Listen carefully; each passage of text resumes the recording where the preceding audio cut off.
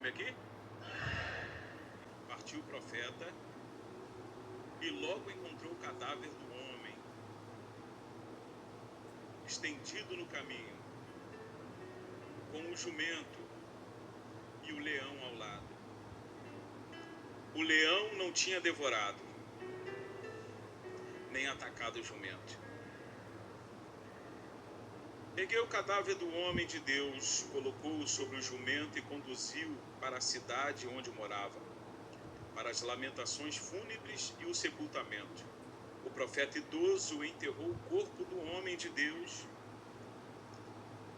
em seu próprio túmulo e choraram por ele, exclamando: ai, ai, meu irmão. Depois de tê-lo sepultado, encomendou a seus filhos: quando eu morrer, sepultai-me no mesmo túmulo em que foi sepultado o homem de Deus.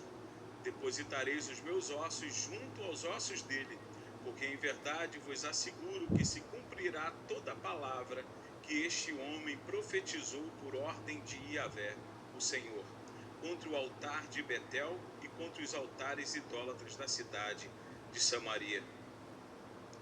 Esse é um assunto que chama a atenção porque ele vai falar a respeito de um profeta novo, que nesse texto ele é citado 21 vezes como homem de Deus. Um profeta novo que foi profetizar ao rei. Aconteceu aquela situação da mão do rei secar, do altar se fender, de acordo com a palavra que o profeta profetizou. E 21 vezes esse profeta é citado como homem de Deus, mas não é citado como profeta.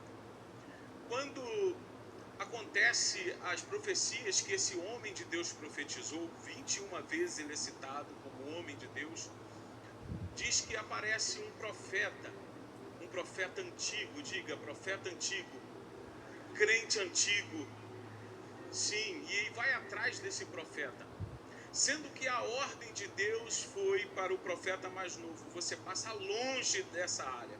Por quê? Deus sabia que naquela área morava um crente antigo, morava um profeta antigo, e não queria que aquele profeta novo tivesse o contato com aquele profeta antigo. E esse profeta, que era chamado de homem de Deus, que ouviu a voz de Deus, e de repente no caminho encontra esse profeta antigo, esse crente antigo, que lhe diz que lhe apareceu um anjo e mandou com que ele fosse até a sua casa, comesse, bebesse, dormisse, contrariando toda a voz de Deus que já havia sido dita ao homem de Deus. E o profeta conseguiu convencer alguém que tinha ouvido a voz de Deus a deixar o lugar da voz de Deus. E quando esse profeta jovem, esse rapaz jovem, esse homem de Deus vai até a casa desse homem, ele recebe uma profecia verdadeira de Deus de condenação. E aquele jovem, ele morre no caminho. Diz a Bíblia que o leão matou.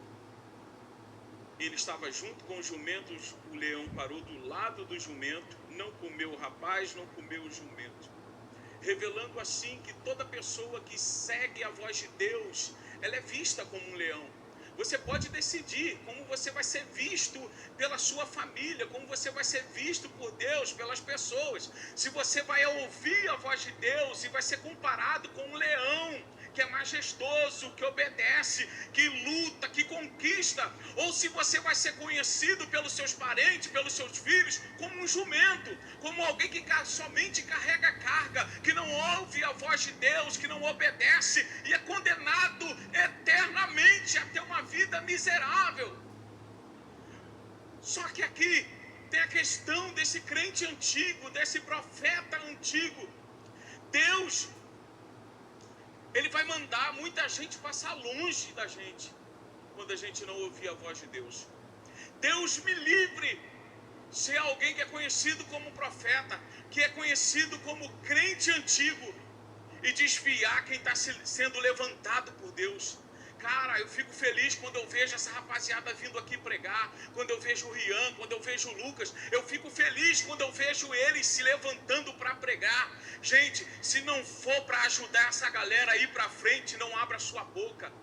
Deus vai mandar para longe todos aqueles que Ele está levantando. para longe da sua casa, para longe da sua rua, enquanto você for um crente antigo que não ouve a voz de Deus.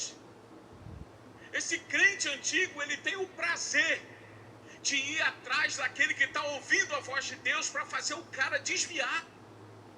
Ele tem o prazer de falar, inventar revelação para tirar uma pessoa que recebeu a revelação de Deus, a visão de Deus, a direção de Deus. Ele tem o prazer de inventar uma mentira para desviar aquele profeta novo.